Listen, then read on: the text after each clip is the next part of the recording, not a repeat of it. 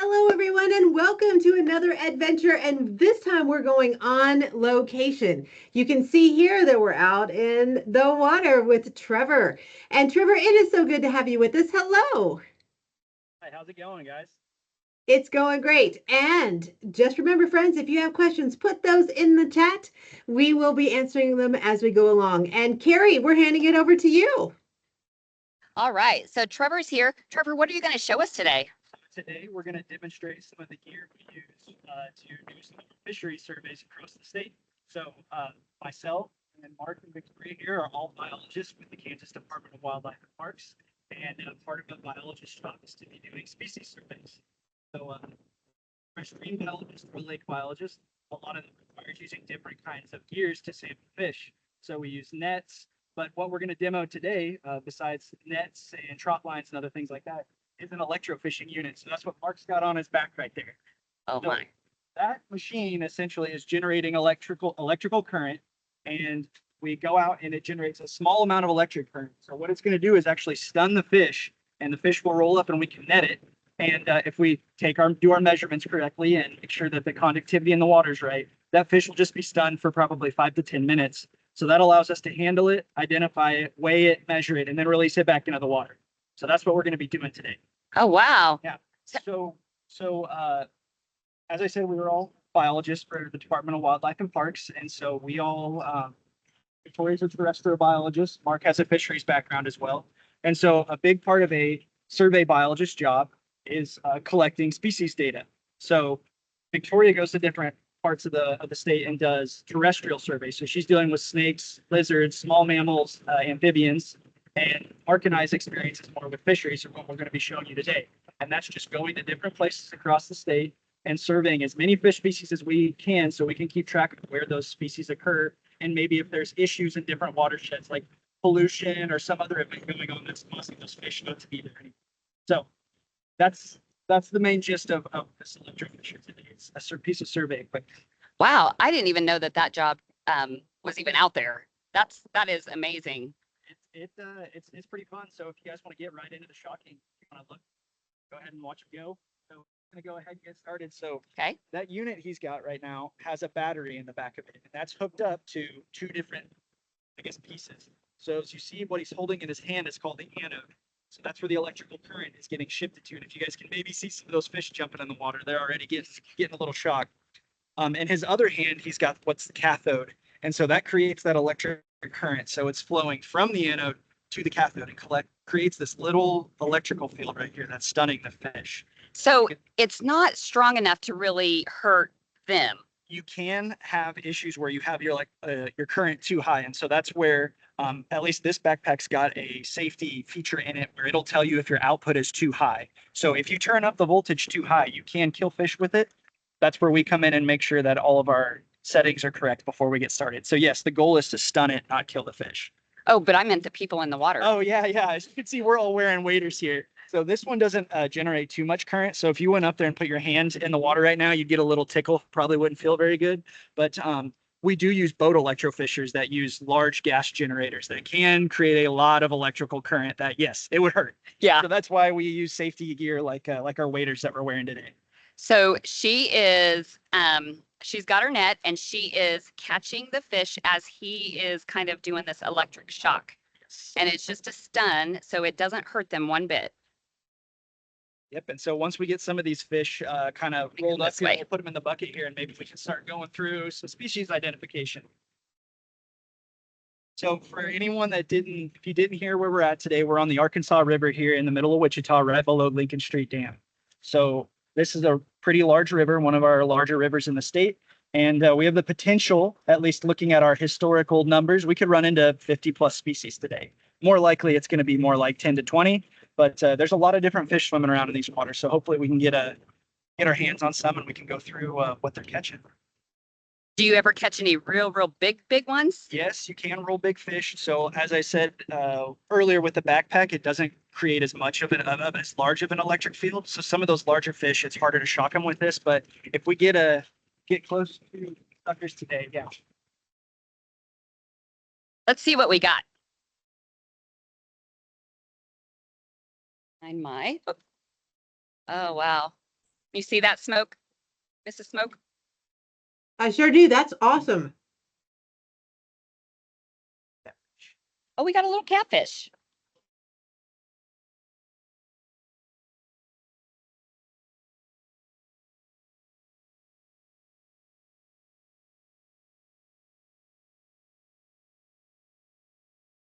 Looks like the internet may be giving us a little bit of trouble. She should be back here in just a moment. Here we go. Let's try that again, Carrie. There you go.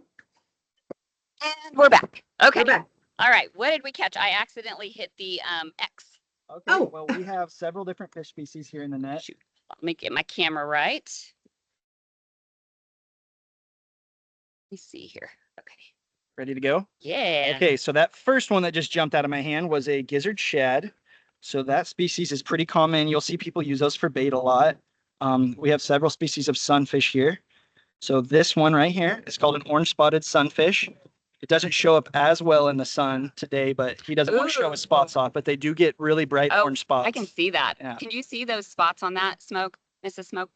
We can. And there's kind of a pinkish purple color in the bottom right corner.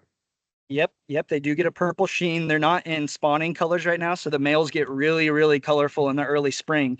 And sunfish species like this will actually lay their eggs in a nest that the male actually uses his fin, this pelvic fin or this anal fin right here, and he will carve out or kind of sweep out a little depression, and they will actually lay their eggs in those nests, and the males actually guard them until they hatch. So that's kind of a neat fact about those species. Wow. Ooh, here's a good one.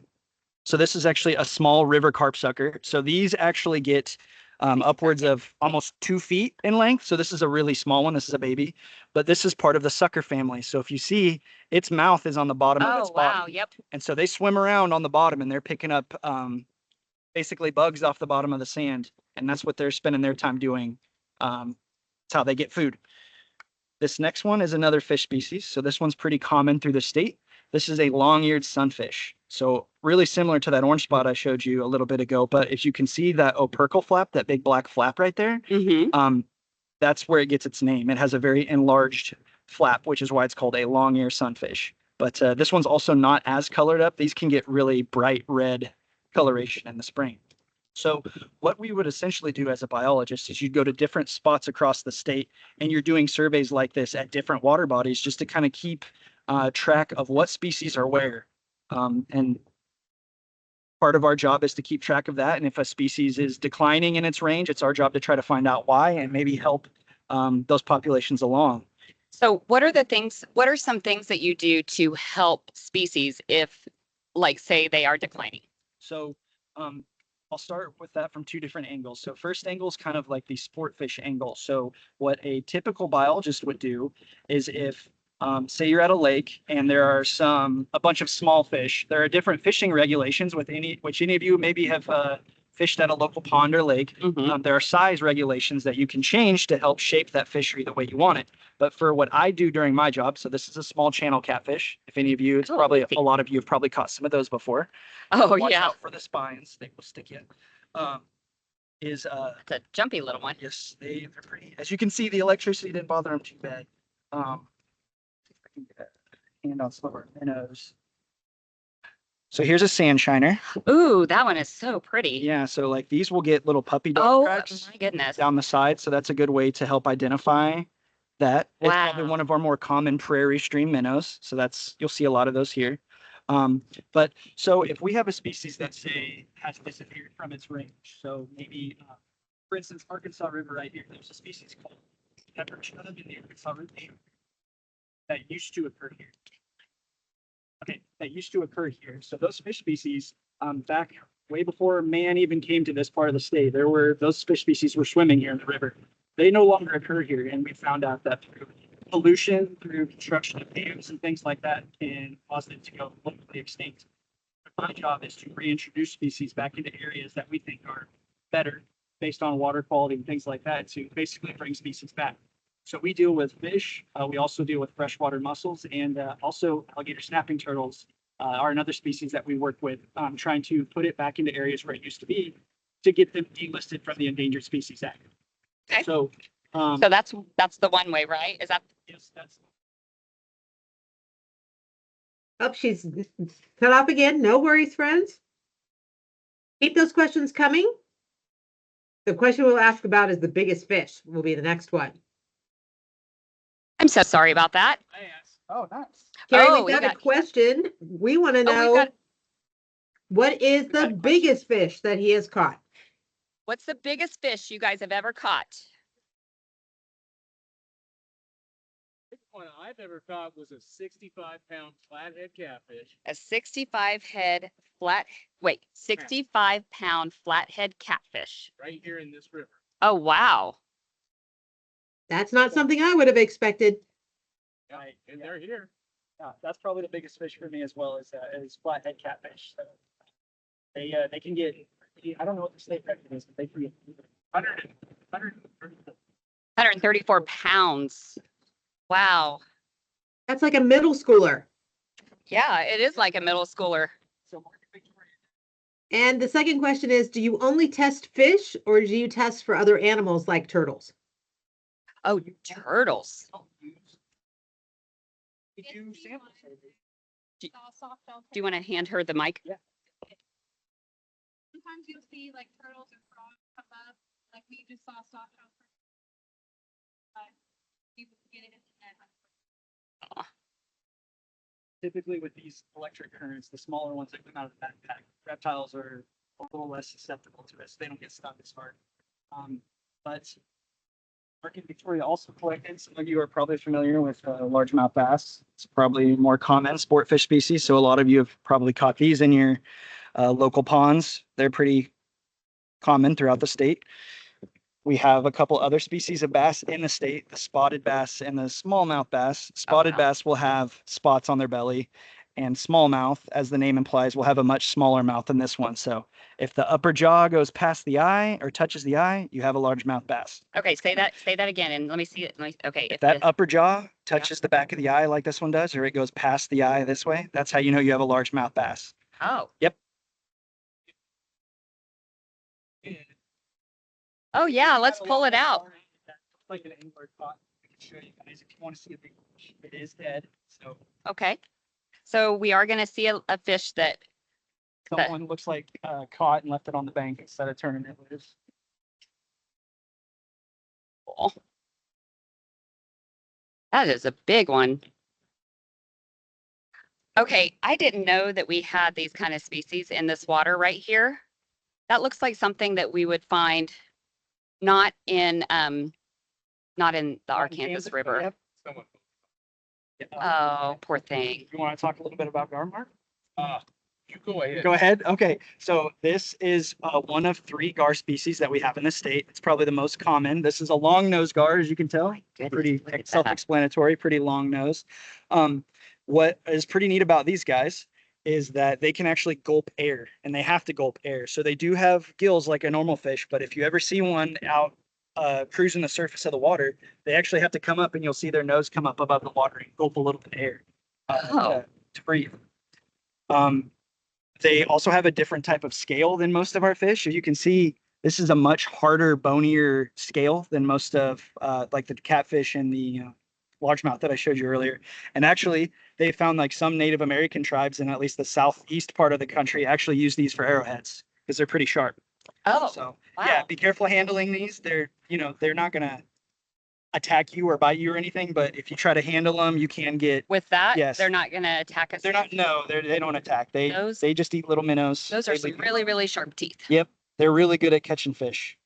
Wow. We've had a couple in some tanks at the office, and they just kind of swim up real slow and wait till something comes by, and then they're catching them in those teeth. Yep. All right. That is pretty. I had no clue that Yeah. Yeah. Yes. Prehistoric. prehistoric fish. So Nope. we have got long nose here. Do we still have short nose in this river? Yes. Yes. So we have short nose gar too, which, as the name implies, their noses are much more rounded and shorter than a long nose would be. And then in the eastern part of the state, we also get spotted gar, which kind of look like a short nose, but they'll have spots all over their head and the top of their mouth. Wow. Yep. That is a beautiful fish. It's a good looking fish for sure. So yeah, if you're ever in deeper water and see something come up to the surface to gulp air, it's probably going to be a You dolphin. didn't know we had these? No, These are very common. Yep, they're I did not know. so Hmm. this is just one small segment of what the wildlife department does. So as I spoke earlier, Victoria does terrestrial. You want to talk a little bit about it? Yeah, Want to? sure. So this stuff is aquatic stuff, stuff in water, streams, lakes, but I do terrestrial stuff. So anything that lives on land, insects, small mammals like bats, mice, snakes, frogs, toads, lizards. Um, so yeah, I'll just go out, do like set up traps for them. That we check every day. We'll do visual encounter surveys where we just kind of hike around, look for rocks and logs, see stuff that's happening. We're just trying to document the biodiversity of wherever we are and like look for certain species to see what kind of habitats they're in, what part of the state they're in, so we can monitor. So how did you get into that field? How did you get into this field? So I've always loved being outside, hiking around in nature, like since I was a kid. And then it wasn't until high school that I really thought that you could do that as a career. Oh, yes. Like the biology teacher kind of put me into that. And then I've been to Kansas State University for college, got a degree in fisheries and wildlife and conservation biology, and then did various seasonal fieldwork jobs to get experience, and then got this job in January. Wow. Wow, that's awesome. What about you guys? Pretty similar, although this is part of else I wanted to talk about today is don't be afraid to change your mind about what you're going to do as an adult, because I did not start out in this field. It was my first job, and I had a different major in college, and I decided 1 year in that the major that I was in it wasn't really a good fit for me, and I didn't want to do that. And so some of you may are, I mean, I had friends that knew exactly what they wanted to do from a young age, and that is what they did when they got out of school. I changed my mind 1 year into college, and it led me to this field. And kind of like Victoria said, I wasn't really even aware that this was a career that you could have. And so don't be afraid to change your mind.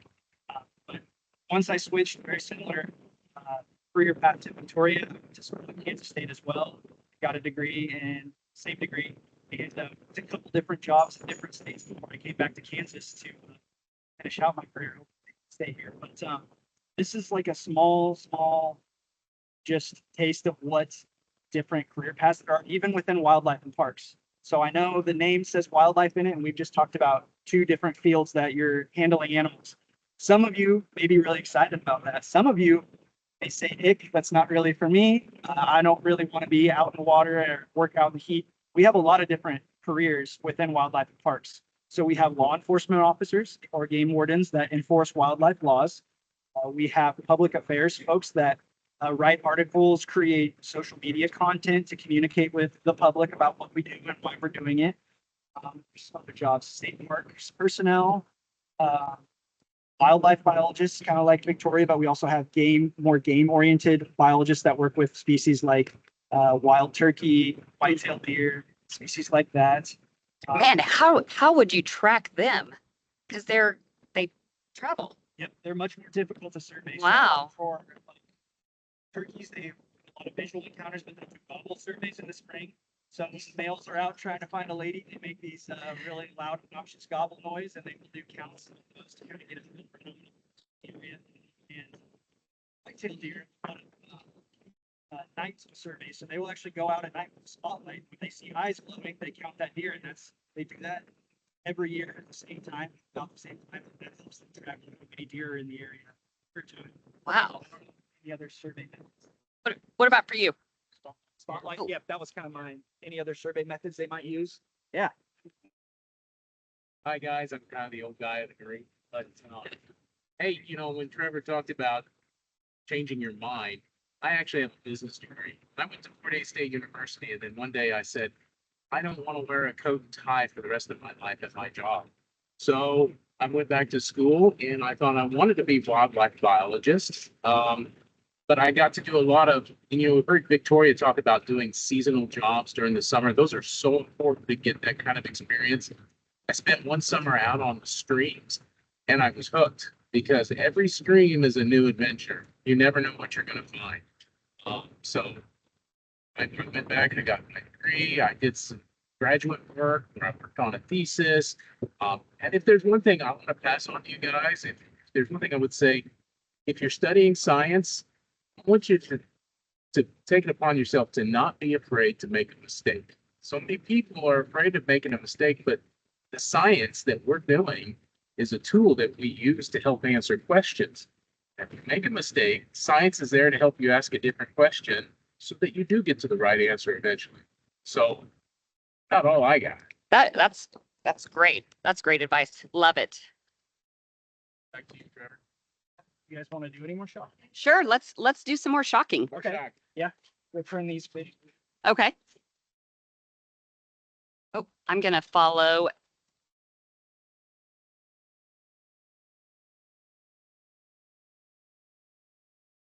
Do we have any other questions, Miss Smoke? They want to know more about the backpack that he's wearing. Oh, we also can look at the backpack. Oh, yeah, yeah. So as they get a little closer, maybe see if they can find some larger fish. Here's a fairly unique species that Oh. occurs here in the Arkansas River. Okay. You guys can see that. That is a slenderhead darter. So we have quite a few darter species in the state. And the reason they're called darters is they spend almost all of their life on the bottom of the river, darting around trying to catch bugs to eat, basically. So if you see swift, rocky water, there's usually darters hanging out there, but And so you said those are pretty rare? they're not common on the Arkansas River. I mean, we do catch them about every time we come out, but you're only going to catch one or two instead of hundreds. Like Yeah. some of the other species. There's different kinds of backpack shockers. So this one, as I said, has a battery in the back, but some of the more old school backpack shockers actually have small gas generators on them. So you actually kind of have a lawnmower puller on the back of the backpack that you get started. Somebody saw that big fish just jumped out of the water on Mark there. So some of the bigger species we'd expect here are buffalo. So they're also a larger sucker. This pretty nondescript minnow right here is called a red shiner, and that is the most common fish species we have in the state of Kansas. So these guys are just about everywhere that you have water, especially flowing water, but they can occur in some ponds and lakes too. The males, if we get one today, will probably still be in spawning color, and they get extremely bright red and purple stripes Oh, kind of that's down their cool. back. That's So- pretty. I can remember as a kid messing around with a net and finding one of those and thinking, I didn't think we had colorful fish like that in Kansas. Yeah. So that's Well, that's something just neat like that- that gar. I didn't know that we had the gar. and kind of like Mark said, like don't be afraid to change your mind. Don't be afraid to make a mistake, because that's a big part of what we do. We mess up a lot more than what we'd like to admit, but mistakes happen in the field and stuff. But it's part of the job. It's part of the fun. Oh, absolutely. That's how we learn. Do we have another question? Oh, one more. Okay. What is the rarest fish you found? Rarest fish I found. So actually, as Mark was talking about summer jobs, so that's another cool part about wildlife biology. When you first get out of school, there's a lot of agencies and entities like KDWP that will hire you just for the summer. And so you can go try something out for the summer and maybe go do it in a different place. I did a summer in Alabama. I did a little bit of work in Missouri. So you get to kind of travel around and kind of see different parts of the country and still be making money, which is nice. But my first job was actually working for a student at Kansas State University who was doing surveys right here on the Arkansas River. And there's a species called the pepper chub that we were collecting during those years, but that species actually went locally extinct here in the Arkansas River in 2011 and 2012 during the droughts. So that is a species that used to occur here that I've seen and held in my hands that is now gone from the state. And there's only one place in the world where that thing can be found now. So that'd probably be the rarest one. Oh, wow. And how do we know if the river is healthy? Well, the fish community can tell us a big part of that. So we have some species that are would be referred to as pollution tolerant. So these are fish that even if the water is not very clean, they can still survive in the water. And so if you have nothing in the river but pollution tolerant fish, that's probably a sign that you've got something going on, that we have some issues with the water quality. But the good thing is, when the Clean Water Act was passed back in the 1970s, that really helped regulate what kind of pollutants were going into the water. And so I know it may not look like it right now with some of the algae and stuff growing on the rocks, but actually this is, as far as water quality goes, fairly healthier than it used to be. And so some of our some of our fish species that we actually thought were gone from the river, we actually find them more frequently now because of those laws and regulations that went through. But in really bad polluted systems, you won't find any fish, and that's when you know you have a big problem. In some rivers in Kansas and in Ohio and some other places where pollution was really bad prior to the Clean Water Act, the river could actually catch on fire. There was so much oil and so much pollution in the water. And when you've got that going on, obviously the fish are going to be doing too well too. But for the most part, most of our rivers and streams in the state, you're going to find some fish there. But also there's another state agency that I'll talk about, plug today, the Kansas Department of Health and Environment, that their job is to go around and take water quality samples. So they'll actually go measure different things in the water to see if there's any pollution. I have not talked about invertebrates. I can turn that over to you because I know that's your. Oh, well, Special they if you want. want to see that backpack Oh, he's okay, got okay. on. That's a special kind of backpack. Here, I want to see this. So the battery is in here. And so okay, we there we plug go. that battery in. There's a lithium battery in there that we plug in. And then there is a cord that we plug into the anode, which is right here. That's the anode pole. And was it plug for cathode there? This way, right? Yeah, it's that way. So the electricity is actually flowing out of the backpack into this anode, and then it flows over to this cathode. So if Mark tries to shock while that cathode is outside the water, it's not going to complete the circuit. So you will not be able to put any electricity in the water. And here you control what the voltage and frequency are on this backpack. So if we go out and shock and we're not turning any fish over, you can always go hit this volts button and turn it up a little bit. And that puts a little bit more juice in the water to try to stun fish.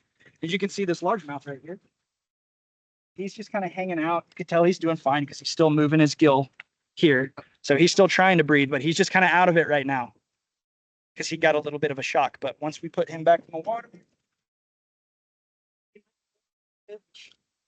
see him trying to ride himself. He's gone. He's rolling a little bit, but eventually he's going to make his way swim off. So a boat electrofisher is the kind of the larger unit that we would use on a water boat that you could actually get a boat on. That's going to have two anodes in the water. So it usually has two dropper systems, and that generates enough electricity to shock a lot of the larger species that we might run into. Do you want to talk a little bit about invertebrates? Sure. It's not really much. I know you know them really well. So. Fishing, just catching fish and mammals and snakes and other critters. We can also try to catch different species of bugs. And you're like bugs. Some people are like yay bugs. Others are like ooh gross. But what we can do, depending on what species you find in the water and how many of those species that you find, you can kind of get an idea of how good or maybe not so good the water quality is. Let's say here in the city of Wichita, right at the river. There's lots of really cool bugs out there. I'm going to name a few off. Giant bug, water scorpion. Ooh. Okay, it looks like a big walking stick. Whirligig beetles. We have bloodworms. Okay, it's Halloween season, right? I'm a big Halloween. So yeah, bloodworms, which a lot of what we're collecting in the river are juvenile or young forms of what they're eventually going to be. Okay, wait. These are bugs you collect in the river? Yes, correct. Oh. Correct. Okay. There's some bugs that lead an aquatic existence. They're adapted to breathing, to getting their oxygen from the water. So, Wow. Okay. And a lot of them, like I said, we collect them in their juvenile form, and eventually they turn into adults and they literally fly away. Dragonflies start that way. You guys know what dragonflies are, I'm sure. If I told you, you probably wouldn't believe me, but like the giant water bug has how it eats, it will inject its prey with a neurotoxin. You did not know that either, probably. And a lot of people don't until I tell them, if you're in a group out here and you're kind of messing around and not listening, I'll say you're not going to know which one it will inject with the neurotoxin. It's going to get your attention really quick. Now, would it kill me? No, but it would hurt. So there's a lot of different things you can do out here on the river, just like Trevor said. Some people take water samples. They spend a lot of time at a microscope at a desk doing that, and looking at bugs through a microscope. You don't always have to get out here and get wet and get dirty, but it's kind of fun anyways. So That is fun. lot of majority of the fish that I showed you today, that's where they get most of their food, is aquatic invertebrates and bugs and things like that. Obviously, the gar and the largemouth get big enough, they can eat other fish. That's how they make their living, eating smaller fish. But all of those minnows, smaller sunfish, the suckers, that's how they make their living, is they're catching aquatic insects and eating things like that on the bottom. So, you guys have any questions? Is there any more questions, Miss Smoke? There sure are. First, how heavy is the backpack? That one, that particular model is pretty heavy. I'm like 40 or 50 pounds. The good thing is they make these new lithium batteries that are actually a lot lighter. But yeah, tugging one of those things around for 8 hours a day in the middle of the summer can get old, but it's not too bad. It's a good workout. Okay, next question is, do you use other equipment to catch fish? Yes, and so some places in Kansas, so we can only shock in the water when it's a certain conductivity. So conductivity means how much salt and how much suspended solids, so things that are dissolved in the water, actually let the electric current travel through the water. You go to some of our rivers, like think about the Cimarron River in maybe Southwest Kansas, the conductivity or the salinity is so high that the electricity actually dissipates. And so you actually get no fields, you can't electrofish it. So we rely mostly on nets to collect our fish there. So there are some nets like hoop nets or maybe pike nets that we put out in the water and we leave overnight. We'll come back the next day and pull up and see what we have. Something big. Oh, they're able to get it or not. But also seining is a really common method that we use here. I didn't bring a seine net today, but essentially all it is two wooden poles with a net strung between them, and it takes two people just walking down the river, dragging it through the water, and that's how we collect most of our fish in water that's too conductive to shock in. People will use, there are some situations at my previous job in Oklahoma where you had areas where you couldn't get an electrofisher in. You were sampling a fish that didn't, like for the bass I showed you earlier, they don't fall for nets. Catfish climb in nets, no problem. Bass, you rarely catch them in nets. You actually have to fish for them. So when some people say, oh, all you do is fish on the job, there's actually some of that. You can actually, there are some survey methods that require you to use hook and line to go collect fish to take measurements on. So there might be a little bit of fishing on the job, which is another perk of this career field for sure. Okay, next question is, what's the most challenging part of your job? Challenging part of my job. Probably part of the different water bodies that we go to. Each one has its own unique challenges. So you might have a deep spot. You might have, like I said, an area that's too conductive that you can't electrofish very well. You might have a spot that's so deep it needs a boat to sample, but there's not a good boat ramp. And so you have to find a way to dump a 14-foot boat down a riverbank and get in the water and get it out of the water without breaking stuff. So that can be quite a challenge, but it's usually just some creative problem solving to try to get into the water and effectively sample all the fish. Working in an office when you don't want to work in working in the office when you don't want to work in the office, but that's the good thing about this career field as well. We typically don't do, most of our surveys are done in the summer when the animals are more active and they're more abundant, especially for fish. And so it's a good mix of inside work and outside work. So our field season's probably just about winding down. It's going to start getting cold. So we're going to take all the data that we collected. So that's all of the species that we caught, how many we collected, and we're going to take it back to the office and we're going to generate reports and put those data in databases and maybe write up some scientific publications based on what we found. And by the time that I get sick of sitting at the desk, it's warm again and it's time to get outside. So it's a good mix of both that I really enjoy about this job. All right, next question is, what do you think is the keystone species of the Arkansas River? A keystone species. Besides minnows? Yeah.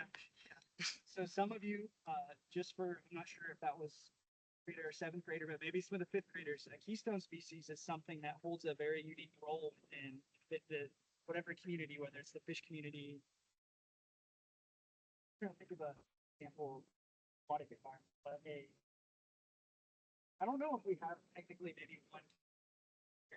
In smaller streams, usually a beaver is thought of as a keystone species. So they actually can manipulate the environment by building dams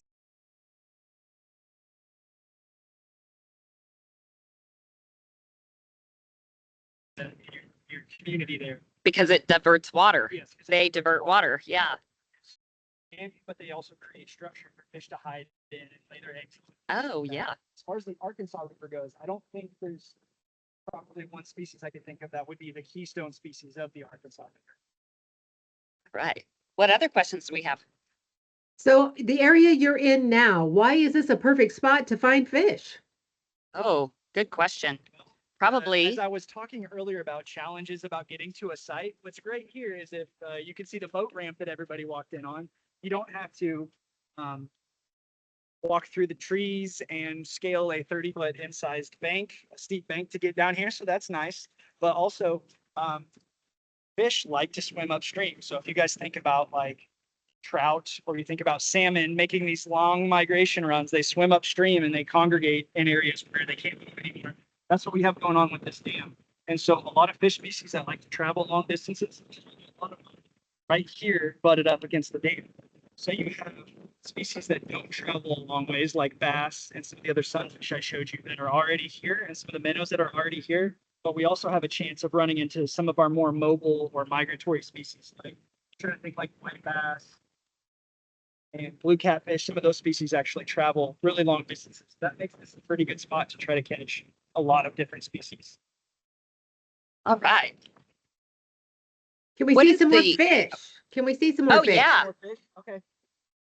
We can also talk about this structure here. while Yeah, we're I would on the love water. like right here. This was built. Yes. So And this, what is the purpose of this? I can't get over there because this is actually a fish passage structure. So if you can look at the rest of the dam here, this historically was all just one solid piece.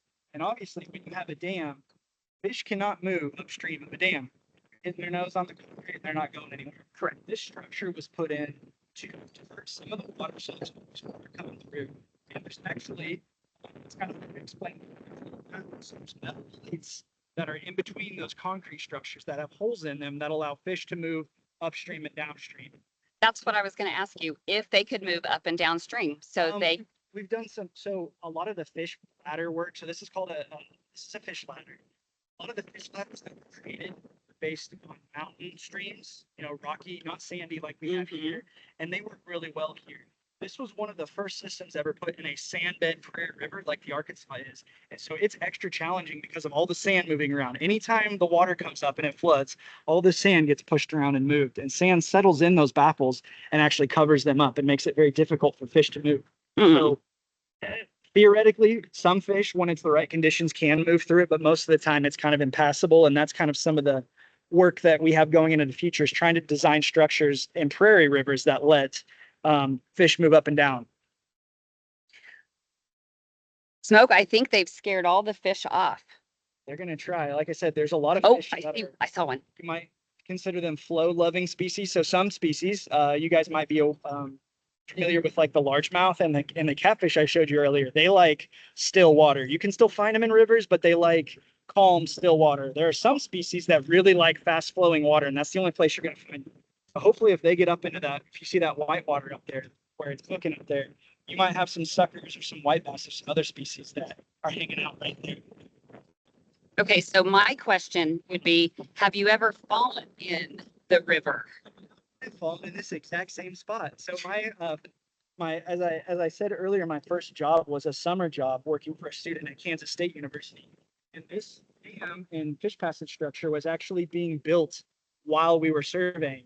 So I was walking through the front of this dam and actually slipped and got water in my waders. So that's part of the job too. You might slip, but that's part of it. The good thing about the backpack, I guess I should talk about the safety features. It's not just a fish stunning machine. So there's a tilt sensor. So if Mark fell or he tilted at the waist, that sensor is going to go off and kill the electricity so you don't get shocked. It also has an immersion sensor. So if Mark wades out too deep and the water actually touches the bottom of the backpack, it's going to shut off and not allow him to shock anymore. So there are some safety features that help keep us from getting shocked. But like I said, it happens sometimes. Yes. Sometimes people get really excited and want to grab a fish with their hand and they get a little zap. That happens. Let's see what she's got. What? You got something bigger? Probably. Oh, I got a catfish. A channel cat? Okay. Oh, yeah. Maybe I can bring the bucket.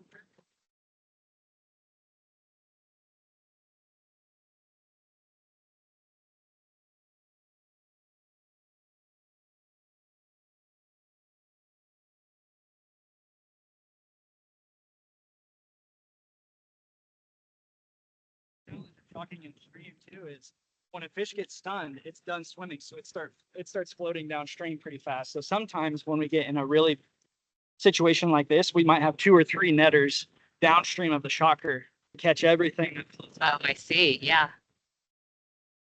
Looks like we've got just a couple more minutes Okay. left. I was going to see, I didn't know if she could come over here. Let's see what she's got. Hey, Victoria. Water gets a little loud. And while she's coming, the next question is, how far can the shock waves go in the water? Oh, yeah. What was that? How far does the shock waves go? So based on like conductivity in this river, it's usually only going to be about like this, about a 4-foot diameter, 3-foot diameter circle. I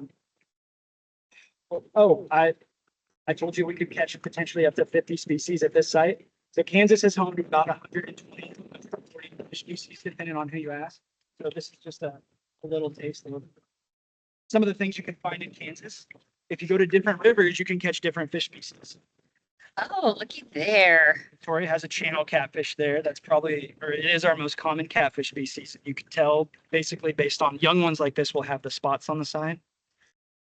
But Okay. another species that could get mixed up with this is a blue catfish, and they actually have a different shaped anal fin. This one's kind of tore up, so it doesn't tell you. But what you do is you pull this fin out, and if it's straight edged, that shows you got a blue cat. But this one, if it wasn't torn up, he's been in a scrap, it looks like. But that would be rounded, and that's how you Those- tell it's a channel cat. Those catfish are a little scrappy. Yeah, Mhm. they are, and they do have barbs. So like So you have this, to be careful because yeah. it'll go into your fingers. yes, this can stab you into the hand, and I've been poked a couple times, and they actually, when they get threatened, they'll stick those things out. And Hmm. it hurts. Yes, and it can hurt. Here's another sunfish species. So I showed you the long ear earlier. Oh, wow. That's bluegill. a bigger one. Yep. So these Maybe guys I are probably most of you caught your first fish. This was my first fish I ever caught. Trying to get a good. Oh, there we go. They like worms under a bobber, so they're pretty easy to catch. So pretty. Oh yeah, there we go. So these are pretty common in the Arkansas. That's a gizzard shad, and those are probably they're kind of like the French fry of the river. Most things that like to eat fish, they're eating gizzard shad. Gizzard shad are really a good nutritious snack for alligator or long-nosed gar I and was going to say Largemouth. alligators. oh, I was gonna say alligator gar, which we don't have in this state, but do we have any more questions? You guys just want to go through some more fish? Yes, keep bringing the fish, but what is the largest body of water in Kansas you've been in? Milford probably. Is Milford the biggest lake? Yes, I've been on it once. So Milford Lake up in northeast Kansas is the largest lake in the state, and I've done a little bit of blue cat work up there. What else we got? So most of these new species we haven't seen yet are minnow species. So this is a pretty common one here. This is called a bullhead minnow, and it's probably the 3rd or 4th most common fish on the Arkansas River. You can tell them based on that black dot that's on their tail, and there's also a black dot in his dorsal fin if I pulled that back. There's a lot of closely related species to this one that occur in different parts of the state. So that's where this is kind of a neat job is you can go to different parts of Kansas and see different fish across the state. Oh, there's another slenderhead. Second one, you guys got 2. That's that darter that we talked about earlier. I didn't know if any of the reds would have any color at this time. How long did it take you to memorize the name of all these fish? Oh, yeah. So that's part of that's where school kicks in. There is a class at Fort Hays State, Kansas State University, and probably Emporia State still has an ichthyology class. So ichthyology is the study of fish. If you want to graduate with a fisheries degree, most of the time you're going to take that class, and most of that class is how to identify fish, what the names are, and how to tell the difference. So that's a big part of the job is you have 3 minnows in your hand that look very similar. Is trying to identify which one's which. Wow. Yep, I use a lot of flashcards. Flashcards are good. I'm sure they have digital flashcards on iPads and stuff now, but yeah. I'm sure they do for Yeah, sure. I'm sure they are, but yeah, a lot of memorization, but. Even as adults, we use flashcards. Yep. Theology was a good. That's where. All right, well, that's all the time we have for today. Thank you for this awesome experience. Something I never would have imagined, and it was brilliant. So thank you, everyone. And Carrie, well done.